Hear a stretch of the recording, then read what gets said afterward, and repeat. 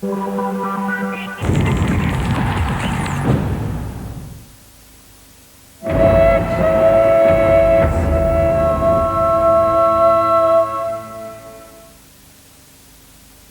1-1 at half-time. Cesar Sampaio giving Brazil the lead in the 5th minute.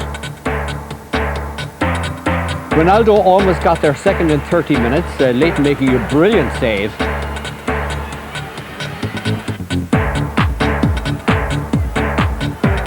But then came John Collins' penalty.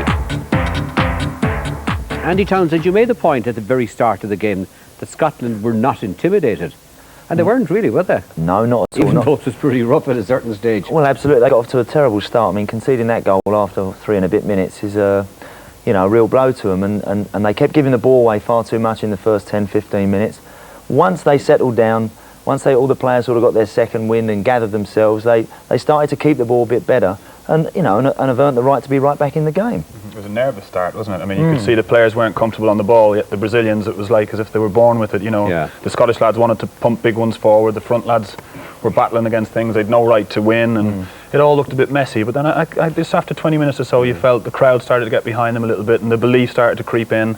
And, but would you assess it as a disappointing performance in the first half in Brazil? Not really, because I think Scotland should be given credit for having got themselves back into a game which, I mean, after 10 or 15 minutes, we probably, and indeed most people would think it could have gone 4 or 5-0. We could be looking at a drubbing. Yeah. And of course, John, that goal at the start, which you're going to talk us through, was awful from their point of view. Well, from the set pieces, it's dreadful to lose a goal from a set piece, and I think Scotland are looking to score themselves from set pieces. But it did start off a little bit nervous, knocking balls forward. But once they started passing the ball, they were a lot better. Look at the goal now, John. Talk us through it.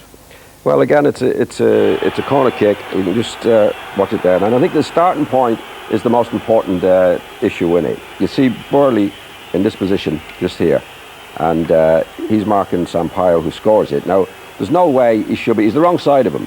He's got to be defending the goal, and he's got to be this side of the player, just behind him. I'll just try and make a better mark. Just there. You can see Burley's position. He's in front of him. You can't mark anybody from in front of him, and that's the starting position where it was all wrong. And if you roll it on, it's only a step, and you see by the time he gets back to try and get goal side of him, it's too late, and the ball's in the back of the net. A giant leap, as you might say, from Brazil. Well, again, if you can see it from that position, he never really gets there, and we might get another angle on that where well, it's gone on over now. You see Burley never gets to it. It's very close. Collins is on the post, doesn't really attack the ball. But it's Burley's fault mostly because it's the starting position is the most important thing of the lot. And he was never goal side of me. He was always a step. The other side of him. Okay, right. Now, that of course I suppose you could say, Niall, was nervousness really, wasn't it, as much as anything else? The fact that they weren't settled down. I was going to say, I mean, I bet Burley every week in, week out would mark on the right side there. It looks as if it's just one of those lapses of concentration. They're all uptight. They're only 3 or 4 minutes into the game. And it's funny, I thought at first maybe Collins should have come off the post, but it looked as if he was frozen on the spot too. Everything just seemed a little bit, it shouldn't be nervous, with due respect to Niall. When you can understand lads being nervous controlling the ball, maybe passing the areas, but when you're picking up from a corner kick, you should take up the right position. It's only a matter of being 1 yard on the other side of the player, and then he can go and attack it. Okay.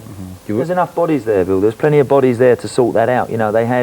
They had it, but they just didn't get, as John said, they just didn't get in the right positions, and that's what you do. As soon as you're defending a situation like that, you get yourself in the right positions to defend it. It doesn't matter how many bodies you have there, does it, Andy? You can have 10 bodies there. You've got to do the basics. If it's not in the right position, then it's that 2 yards is the vital ones that make the difference. Let's turn now to the penalty. And Jim Beglin had some doubts about the penalty. Talk about that for a second now, John.